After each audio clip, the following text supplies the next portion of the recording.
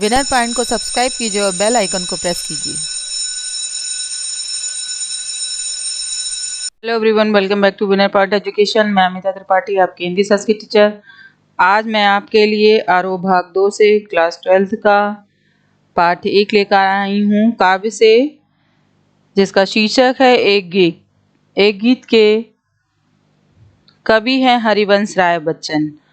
हरिवंश राय बच्चन ने इस शीर्षक में क्या बताया है, किसके माध्यम से क्या बताने का प्रयास किया है, लोगों तक क्या विचार देना चाहते हैं, क्या अपनी बात के द्वारा लोगों को समझाना चाहते हैं, इन सभी के बारे में हम जानेंगे।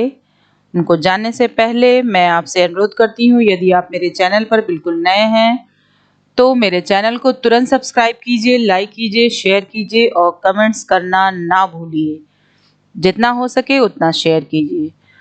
तो हरिवंश राय बच्चन ने अपने शीर्षक में एक गीत के माध्यम से क्या बताया है कि दिन जल्दी जल्दी ढलता है, से यही बताया कि जीवन में हमारे जो उतार चढ़ाव आते हैं, जो हमारा जीवन होता है वो दिन की तरह होता है। जैसे प्रातःकालीन बेला होती है तो दिन आगे आता है और वो कब ढल जाता है, लेकिन लोगों को उस दिन के पूरा होने से पहले अपने लक्ष्य की प्राप्ति करनी होती है। तो जो पंथी है, पंथी यानी जो राहगीर है, वो अपने मंजिल तक अपनी यात्रा पूरी करने के भरसक प्रयास में लगा रहता है कि संध्या होने से पहले वो अपने कार्य को पूरा कर ले। तो इसी के माध्यम से समझाने का प्रयास किया है कि जीवन में मनुष्य को किस तरह से यात्री की तरह जीना होता है और अपनी मंजिल तक पहुंचना पड़ता है। देखिएगा, दिन जल्दी जल्दी ढलता है, हो जाए न पथ में रात कहीं, मंजिल भी तो है दूर नहीं। यह सोच कर थका दिन का पंथी भी जल्दी जल्दी चलता है, दिन जल्दी जल्दी ढलता है। यानी समय निकलते देरी नहीं होती है, समय की गति निरंतर चलती रहती, समय कभी किसी के लिए रुकता नहीं है। लेकिन मनुष्य को उस समय के रहते अपने लक्ष्य को प्राप्त करना होता है। तो देखिएगा, ढलता यानी समाप्त होना, समय समाप्त होते देरी नहीं लगती है। पंथ यानी रास्ता, मंजिल यानी लक्ष्य। हर मनुष्य की एक मंजिल, एक लक्ष्य होता है। बिना लक्ष्य के मनुष्य का जीना व्यर्थ होता है। हर मनुष्य संसार में आता है, अपने एक लक्ष्य को लेके जीता है, तभी उसके जीवन की यात्रा पूर्ण होती है। हर मनुष्य के जीवन में एक आशा होती है, आशा भरी किरण होती है, उसी के चलते वो अपने जीवन को जीता है। तो यात्री हम सभी लोग हैं।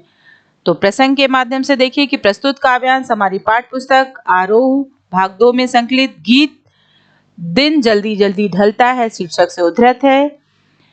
हरिवंश राय बच्चन ने इसमें किस तरह से मनुष्य की व्याकुलता के बारे में बताया है कि वो किस तरह से व्याकुल होता है कि वो समय रहते अपने कर्तव्य, अपने कर्म को पूर्ण कर ले। जो उसने लक्ष्य साधा था, जो लक्ष्य रखा था दिन भर के लिए, उसे वो पूरा करना चाहता है। इसलिए वो अपने कदम को, अपने बुद्धि को, अपने दिमाग को जल्दी जल्दी चलाता है। तो दिन जल्दी जल्दी ढलता है, यानी कवि जीवन की व्याख्या करता है। वह कहता है कि शाम होते देखकर यात्री तेजी से चलने लगता, हो जाए न पथ में रात कहीं। वह इसलिए जल्दी जल्दी चलता रहता है कि कहीं ऐसा ना हो हम धीरे धीरे चलेंगे और रात हो जाएगी तो मेरा कार्य अपूर्ण रह जाएगा। तो इसीलिए वो अपने मंजिल के समीप आने के लिए वो थकान होने के बावजूद भी जल्दी जल्दी चलता है कि मंजिल तो है दूर अभी। उसके मन में ये बात होती है दूर नहीं है मंजिल, लेकिन थकावट हो रही है। अगर ये सोचने लगे और वो थक जाए तो अपनी मंजिल को वो प्राप्त नहीं कर पाएगा। इसी को सोचकर थकान होने के बावजूद वो जल्दी जल्दी चलता है और लक्ष्य प्राप्ति के लिए उसे दिन जल्दी ढलता प्रतीत होता है। लक्ष्य प्राप्ति करने की वजह से उसको लगता है दिन जल्दी जल्दी ढल रहा है, उसका काम अभी बहुत बाकी है। रात होने पर पथिक को अपनी यात्रा बीच में ही समाप्त करनी पड़ेगी। यही जानकर थकित शरीर होने के बावजूद वह अपने पैरों की गति को कम होने नहीं देता है, क्योंकि ये मनुष्य का जीवन जो है वो लक्ष्य प्राप्ति किए बिना वो रुक नहीं सकता है। क्योंकि महादेवी वर्मा ने भी कहा है कि चिर सजग आंखें तेरी उन्नीद कैसा व्यस्त बाना, जाग तुझको दूर जाना, जाग तुझको दूर जाना। मनुष्य की यात्रा बहुत लंबी होती है। वो अपने कर्मों को करते हुए अपने लक्ष्य को प्राप्त करता है, उसमें उसे हमेशा सजग रहना होता है। यदि वह सो गया, यदि उसने आलस्य की, तो वो अपने लक्ष्य तक कदापि नहीं पहुंच पाएगा। तो आइए देखिए इसकी विशेषताएं देखते हैं। कवि ने जीवन की क्षणभंगुरता व प्रेम की व्यग्रता को व्यक्त किया है। जल्दी जल्दी यानी एक शब्द की आवृत्ति बार बार हुई है। पुनरुक्ति प्रकाश अलंकार आया है। इसमें हरिवंश राय बच्चन ने भाषा को सरल और सहज भावानुकूल बताया है, जिसमें खड़ी बोली का प्रयोग हुआ है।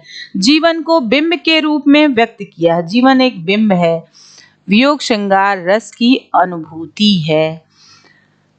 इसी से कुछ प्रश्न भी हैं जो आते हैं, उन्हें आप समझ लीजिएगा। हो जाए न पथ में, यहाँ किस पथ की ओर कवि ने संकेत किया है? हो जाए न पथ में माध्यम से कवि अपने जीवन पथ की ओर संकेत कर रहा है, जिस पर वह अकेले चल रहा है। हर मनुष्य को अपने लक्ष्य को प्राप्त करने के लिए अकेला चलना पड़ता है। मनुष्य कहते हैं कि मुट्ठी बांधे आया बंदा हाथ पसारे जाएगा। तो मनुष्य अकेला ही आता है और अकेले ही जाता है। अपने जीवन के कर्म क्षेत्र में उसे स्वयं ही सभी तकलीफों को, सभी परेशानियों को, सभी आने वाली रुकावटों को उसे झेलना पड़ता है। बस वो तभी झेल सकता है जब उसके अंदर एक भावना होती है कि हमें लक्ष्य तक पहुंचना है। ये इनके इन प्रकारेण, चाहे जितनी ही तकलीफें क्यों ना आ जाएं, कितने ही रोड़े क्यों ना आ जाएं। अगला प्रश्न देखिए, पथिक के मन में क्या आशंका है? अब पथिक के मन में यही आशंका है कि कहीं ऐसा ना हो कि शाम हो जाए और हम अपने कार्य को पूर्ण ना कर पाएं। पथिक के तेज चलने का क्या कारण है? पथिक तेज इसलिए चलता है क्योंकि शाम होने का उसे डर है और लक्ष्य समीप नजर आ रहा है।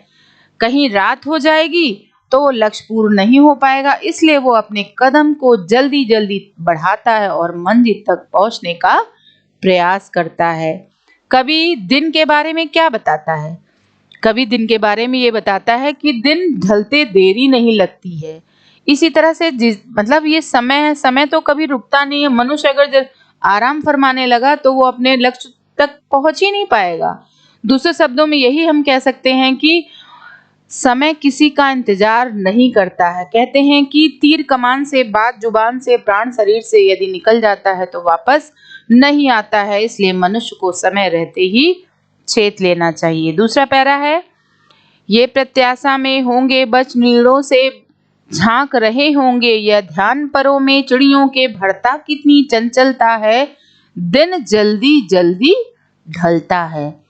प्रत्याशा माने आशा। हर मनुष्य को, चाहे पशु हो चाहे पक्षी हो, सभी को अपने जीवन में कई आशाएं होती हैं कि वो ये बनेगा, ये उसकी इच्छाएं हैं, वो पूर्ण करेगा, कैसे करेगा, हर चीज आशा रहती है। अब यहाँ पर आशा किसके लिए कही गई है? चिड़िया के बच्चों के लिए की गई है। नीड़ यानी घोंसला, नीड़ से तात्पर्य घोंसला है, पर माने पंख, चंचलता यानी अस्थिरता। तो यहाँ पर क्या बताया है कि प्रस्तुत जो कविता है, जो गीत है, वो आरोह भाग 2 से लिया गया है, दिन जल्दी जल्दी ढलता है से, जिसमें हरिवंश राय बच्चन ने एकाकी जीवन की कुंठा का प्रयोग किया है, उनकी व्याकुलता का किया है। कवि कहता है कि प्रकृति के माध्यम से वो बताने का प्रयास कर रहा है कि चिड़िया भी दिन ढलने पर चंचल हो उठती हैं। वे शीघ्र अपने घोंसलों में पहुंचने का प्रयास करती हैं। वो चाहती हैं कि वो अपने मुंह में जो दिन भर उन्होंने दाना चुगा है वो ले जाएं, अपने बच्चों का पेट भरें। और जो मादा चिड़िया है वो झांक झांक कर देख रही है कि पक्षी आ रहा है कि नहीं आ रहा है। वो अपने पंखों में तेजी ले आता है अपने घोंसले तक पहुंचने के लिए। और यहाँ बच्चे जो हैं भोजन आदि की आशा में घोंसलों से बाहर बार बार झांक रहे हैं कि उनके माता पिता भी उनके लिए कुछ ले आ रहे होंगे। वे जल्दी जल्दी अपने घोंसलों में पहुंचने का प्रयास करते हैं। तो जिस तरह से मनुष्य है उसी तरह से पशु पक्षी भी है, उनके अंदर भी आशाएं होती हैं कि उनका जीवन भी किस तरह से व्यतीत होगा। उन बिना खाए पिए तो किसी का जीवन चल नहीं सकता है। तो यहाँ पक्षी ने भी अपने लक्ष्य तक पहुंचने का प्रयास किया है। वो अपने बच्चों तक दाना पहुंचाना चाहता है। वो जल्दी जल्दी अपने पर को हवा भरते हुए आगे बढ़ता है। इसी तरह मनुष्य का जीवन है कि वो यदि निरंतर चलता रहा तभी अपने लक्ष्य को प्राप्त कर पाएगा। कुछ विशेषताएं इसकी देख लीजिएगा। काव्यांश में कवि ने वात्सल्य भाव का, क्योंकि एक माँ है जो अपने बच्चे के लिए दाना चुग रही है और वहां पहुंचने का प्रयास कर रही है, इसलिए यहाँ वात्सल्य है। पक्षियों के बच्चों द्वारा घोंसले से झांका जाना गति एवं दृश्य बिंब उपस्थित करता है। तत्सम शब्दावली की प्रमुखता है। जल्दी जल्दी में पुनरुक्ति प्रकाश है, जैसा कि पहले भी आ चुका है। भाषा सरल सहज और भावानुकूल खड़ी बोली है। इससे प्रश्न भी है कुछ। बच्चे किसका इंतजार कर रहे होंगे तथा क्यों? बच्चे अपने माता पिता के आने का इंतजार कर रहे हैं, क्योंकि चिड़िया माँ के पहुंचने पर ही उनके भोजन इत्यादि की पूर्ति होगी। यानी जो बच्चों की माँ है वो अपने मुख से बच्चों के मुख में दाना डालेगी तो उनका पेट भरेगा। पक्षी भी अपने बच्चों के पालन पोषण के लिए दिन रात मेहनत करते हैं। वो अपने बच्चों के लिए दिन रात इधर से उधर फिरते रहते हैं और बच्चे घर में घोंसले में अपने माँ बाप का इंतजार करते हैं। अगला प्रश्न है, चिड़ियों के घोंसलों के किस दृश्य की कल्पना की गई है? कवि ने चिड़ियों के घोंसलों में उस दृश्य की कल्पना की है जब बच्चे माँ बाप की प्रतीक्षा में अपने घरों से झांक रहे हैं, बार बार घोंसले से झांक झांक देख रहे हैं कि मेरे माँ बाप आ रहे हैं कि नहीं आ रहे हैं, क्योंकि उन्हें भूख लगी, उन्हें आशा है कि उन्हें उनकी भूख मिटेगी, उनकी माँ उनके लिए दाने लेकर ही आएगी। चिड़ियों के परों में चंचलता आने का क्या कारण बताया है? चिड़ियों के परों में चंचलता इसलिए आ जाती है क्योंकि उन्हें अपने बच्चों की चिंता बेचैन कर देती है कि उनके बच्चे अकेले घर में हैं, कैसे हैं, वो सुरक्षित हैं कि नहीं है। वो काम तो कर रहे होते हैं बाहर, उनके लिए दाना संजो रहे होते हैं, लेकिन बच्चों की आशा, उनकी चिंता उन्हें निरंतर लगी रहती है। इसी कारण वो चंचलता उनके परों में आ जाती है, उनके उनके पंखों में तेजगी आ जाती है। अगला प्रश्न है, इस आशा से किस मानव सत्य को दर्शाया गया है? इस अंश से कवि माँ के वात्सल्य भाव को सजीव वर्णन देता है कि माँ भले भूखी रह जाए लेकिन अपने बच्चों का पेट जरूर भरती है। वात्सल्य प्रेम के कारण मात्र मन आशंका से भर उठता है, वह तड़प उठती है अपने बच्चों के लिए। अगला पैरा देखिए, मुझसे मिलने को कौन विकल, मैं हूं किसके हित चंचला। यह प्रश्न शिथिल करता पद को भरता और में विह्वलता। दिन जल्दी जल्दी ढलता है। यानी विकल माने व्याकुल होता है। मनुष्य किसी भी कार्य को पूर्ण करने से पहले विकल होता है, कब होगा, कैसे होगा, कई तरह के प्रश्न उसके मन में चंचलता भर देते हैं।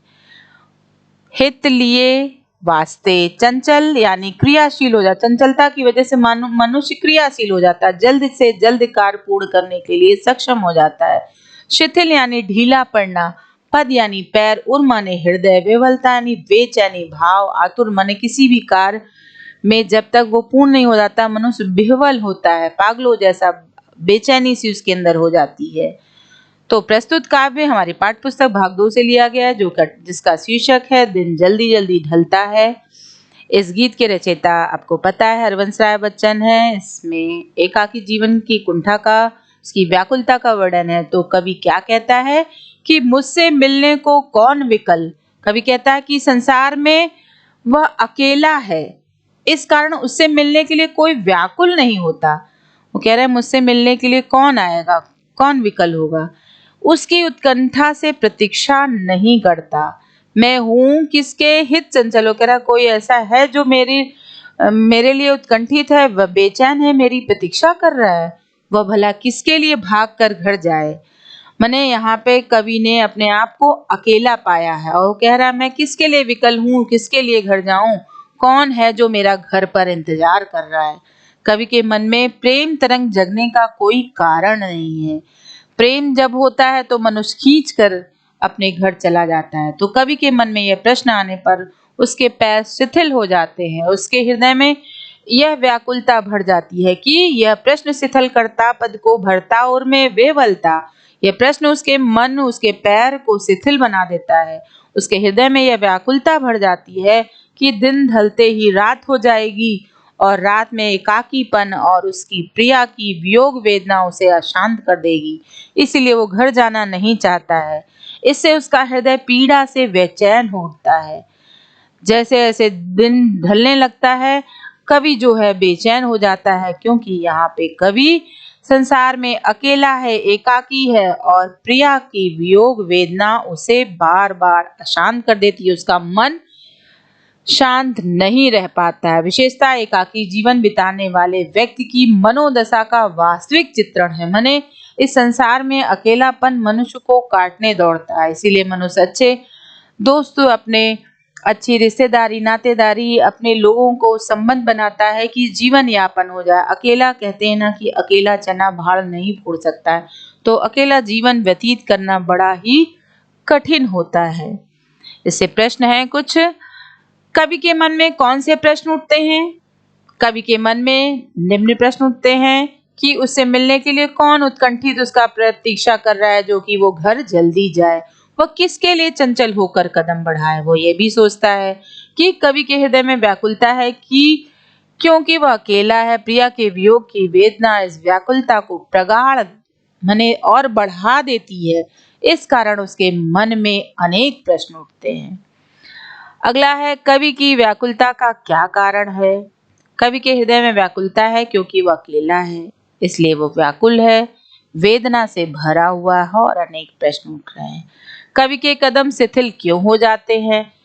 कवि अकेला है, उसका इंतजार करने वाला कोई है ही नहीं, इसलिए उसके कदम जो है शिथिल हो जाते हैं। जब उसका घर में कोई इंतजार करने वाला होता, कोई उसकी राह देखता, उसकी राह निहारता, तो उसके मन में एक उत्कंठा होती कि चलो शाम ढल रही है, अपने घर चले। लेकिन शाम ढलते ही तो कवि की व्याकुलता बढ़ जाती है, उसके अंदर कोई भी उत्साह नहीं रह जाता है।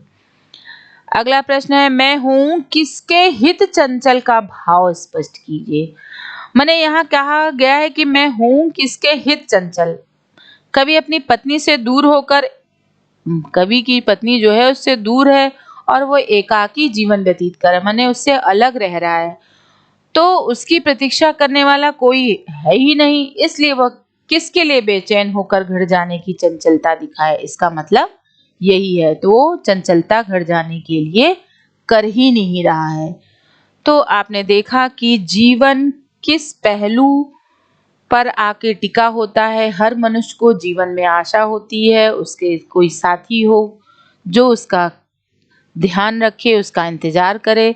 उसी के चलते वो मेहनत करता है और अपने जीवन में आगे बढ़ता है। हर मनुष्य के जीवन में एक लक्ष्य होता है, तभी वो अपने जीवन को सुचारू ढंग से यापन कर पाता है, अन्यथा उसका जीवन उसके लिए नरक बन जाता है। तो बच्चों, आपने ये वीडियो अच्छे से पढ़ लीजिएगा। मैं आपको अपने अगले वीडियो में पुनः मिलूंगी। वीडियो समाप्त करने से पहले मैं आपसे अनुरोध करती हूँ कि पूरे वीडियो को अच्छे से पढ़िएगा, समझिएगा और लाइक, कमेंट और शेयर करना ना भूलिएगा। तब तक के लिए धन्यवाद।